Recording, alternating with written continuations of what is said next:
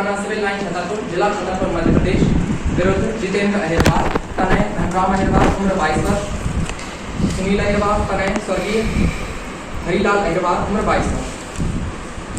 माननीय न्यायालय अभियुक्तगण के विरुद्ध धारा 392 भारतीय दंड संहिता 1860 के अंतर्गत आरोप है कि उन्होंने दिनांक 31/7/2016 को करीब 9 बजे पुलिस थाना सिविल लाइन के क्षेत्रांतर्गत MDIB कार्यालय इंद्राज मार्ग के पास फरियादिया रचना के गले से जबरदस्ती उसका मंगलसूत्र एवं काले रंग का पर्स जिसमें चाबियों का गुच्छा एवं मोबाइल था छुड़ाकर लूट कार्य की।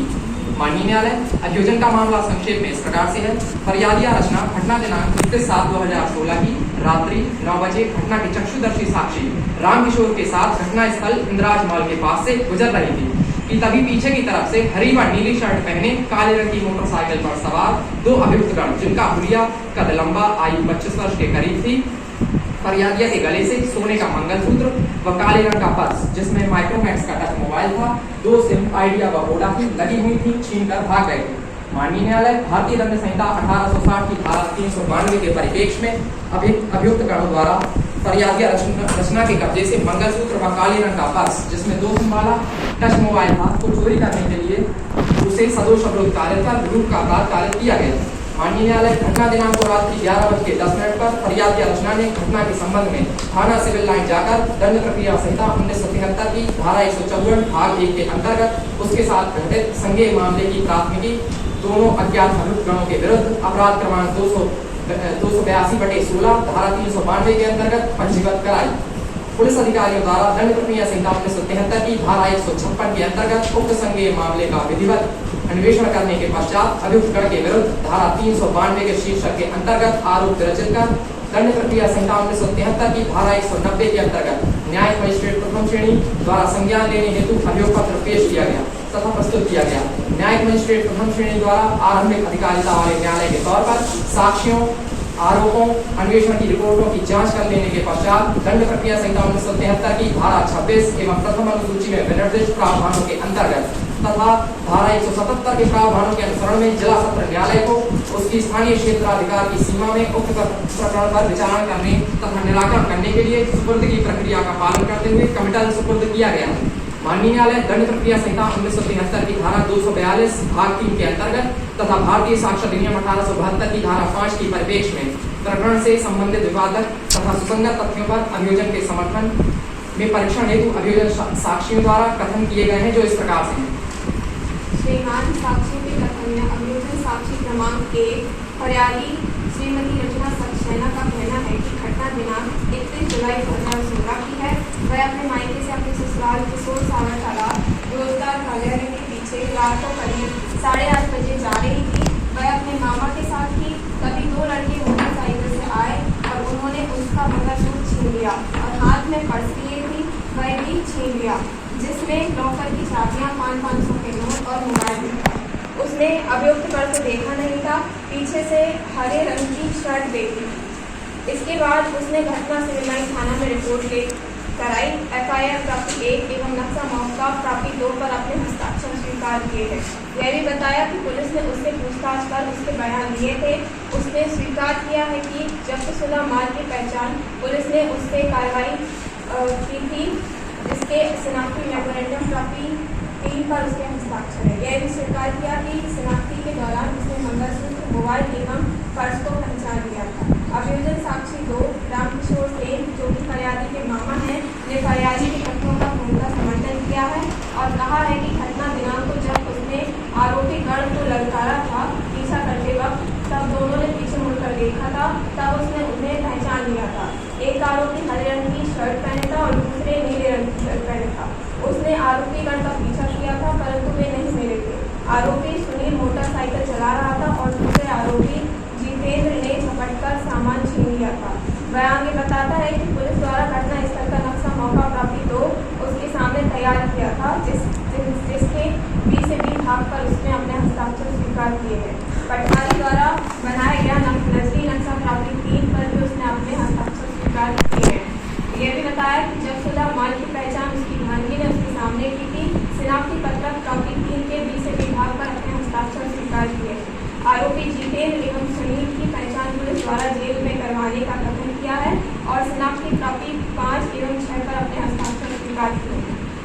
अग्रवाल जो फरियादी रचना सेन का भाई है, और उसने बताया कि घटना दिनांक को उसे घटना के बारे में रामकिशोर सेन ने फोन पर बताया था तथा तब उसने दीदी के नंबर पर फोन लगाया था, तो वह फोन किसी औरत ने उठाया था और उस औरत ने फोन पर बात नहीं की थी।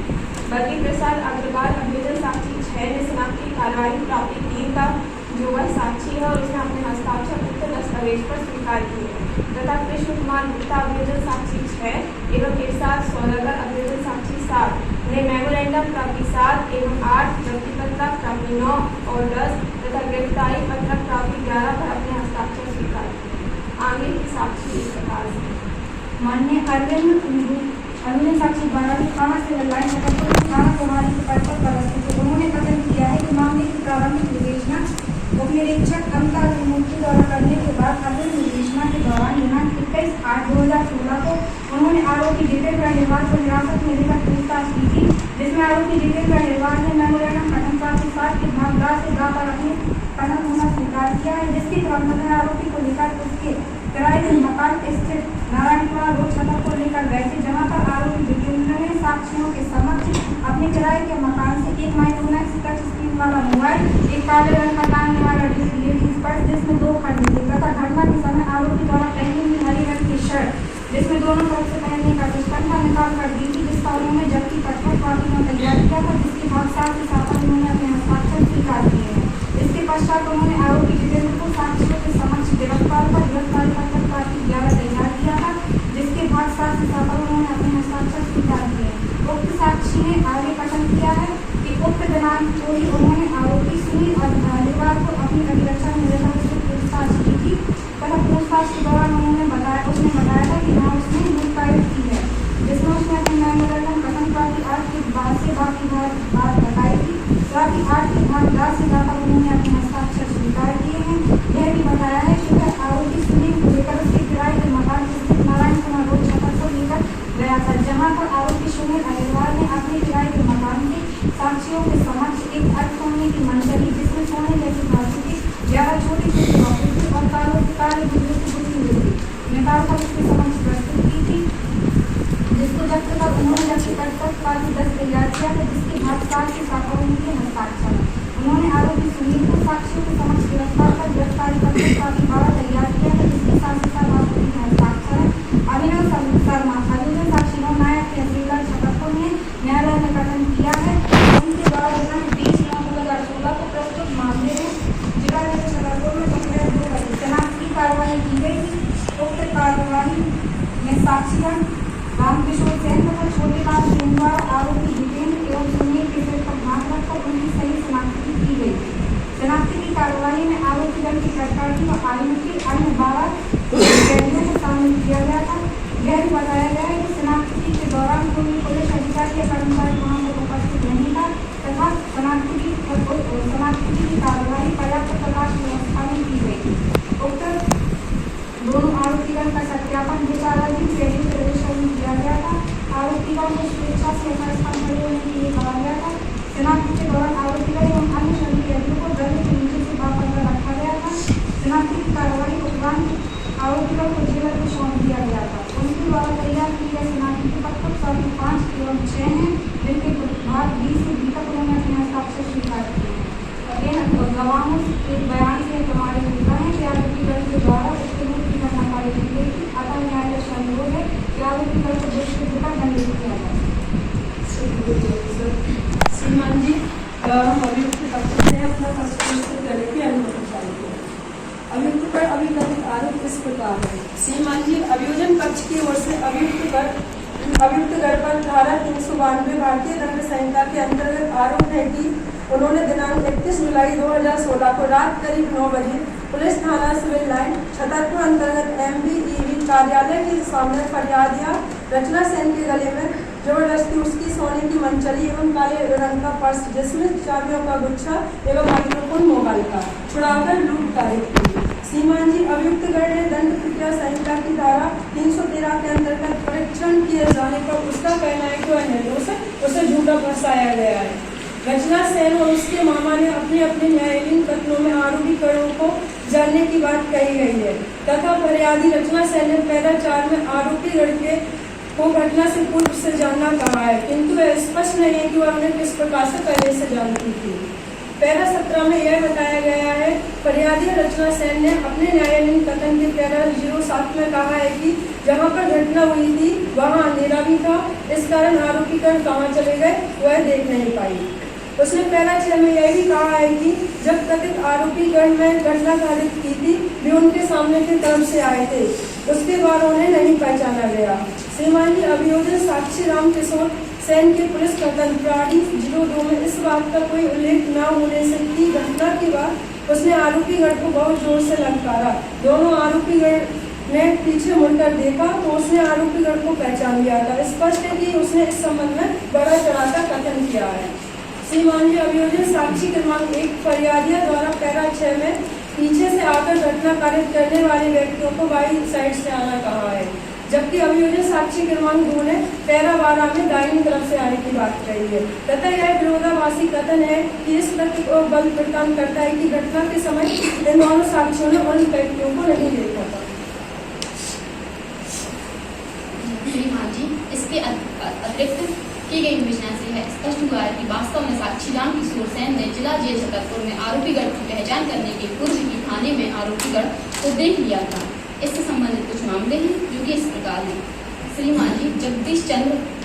तथा एक अन्य बनाम state of MP 1988 CR-LR MP 122 में आधारित किया गया है कि शिनाख्ती का मूल्यांकन दो बातों पर निर्भर है। प्रथम, तो घटना के पश्चात अभियुक्त को देखने का अवसर साक्षी को नहीं मिला। द्वितीय, यह कि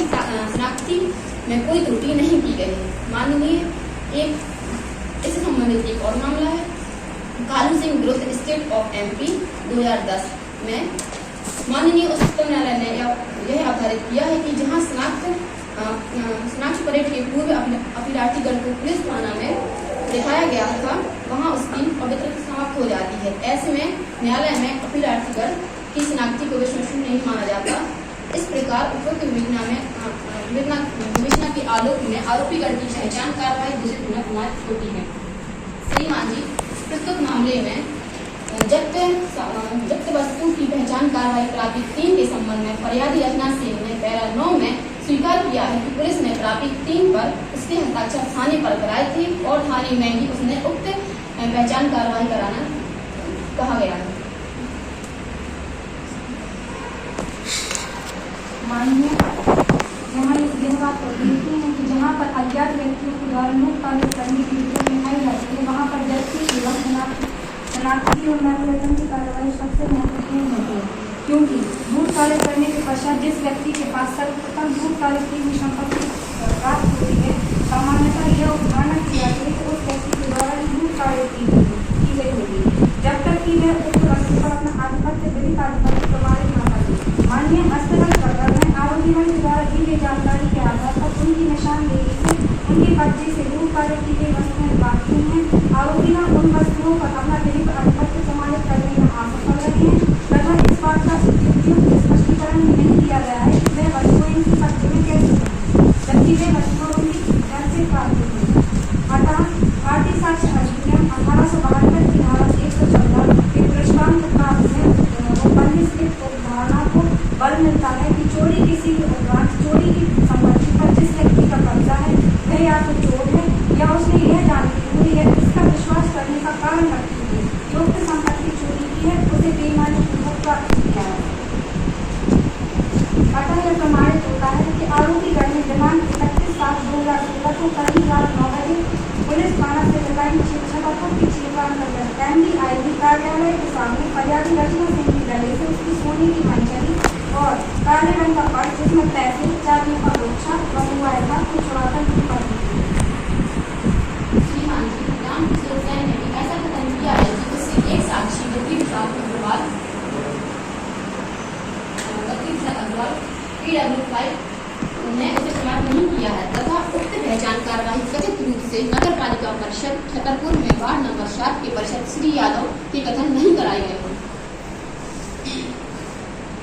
श्रीमान जी प्रोसिक्यूशन संजीत सिंह कथित रूप से हिंदी वेब मोबाइल के MIME नंबर के आधार पर उसकी वर्तमान लोकेशन के संबंध में प्रदर्शनी 13 की जो फॉल्ट डिटेल रिपोर्ट प्राप्त की थी उससे ये प्रमाणित नहीं होता है कि घटना के बाद उस मोबाइल का इस्तेमाल आरोपीगढ़ द्वारा किया जा रहा था। इस प्रकार स्पष्ट है कि अभियोजन द्वारा जिन तथ्यों के आधार पर अज्ञात व्यक्तियों द्वारा कथित रूप से की गई घटना से आरोपीगढ़ को संबंध किया गया है वो तथ्य अभियोजन साक्षी से प्रमाणित नहीं होते हैं। श्रीमान जी, फरियादी एवं उसके मामा ने घटना के समय कथित रूप से मंगलसूत्र खींच लेने के कारण फरियादी के गले में चोट आना बताई थी, किंतु ऐसी किसी चोट के संबंध में फरियादिया व उसके मामा पुलिस कथनों में अथवा प्रथम सूचना रिपोर्ट में कोई उल्लेख नहीं है। न ही फरियादी का कोई मेडिकल परीक्षण कराया था, इसलिए फरियादिया को कथित घटना में चोट आने का तथ्य प्रमाणित नहीं माना जाता है। घटना स्थल के संबंध में भी यदि कुछ विरोधाभास उक्त साक्ष्यों के कथन में आया है,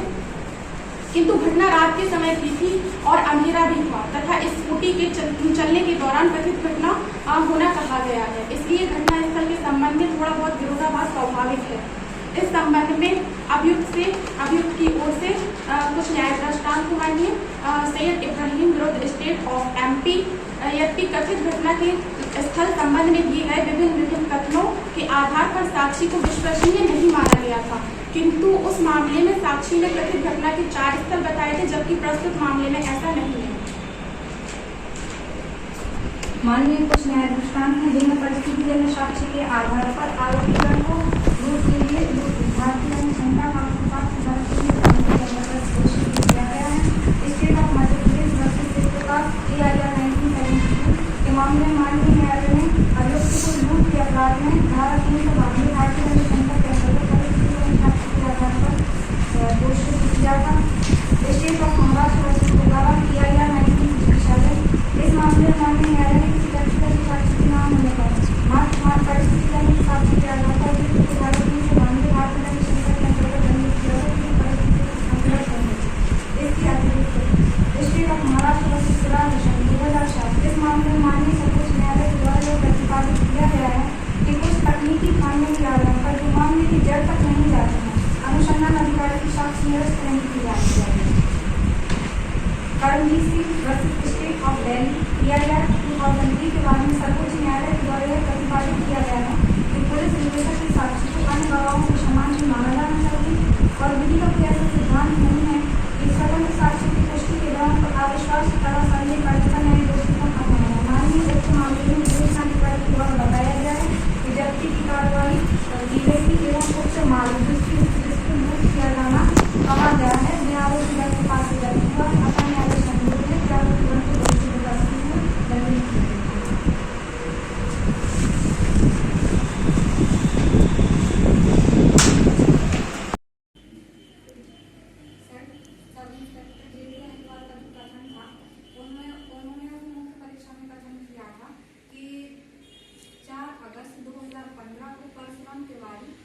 ने अपने पुत्र रमाशंकर के गुम होने की रिपोर्ट थाने में लिखवाई थी। उसके पश्चात पुलिस ने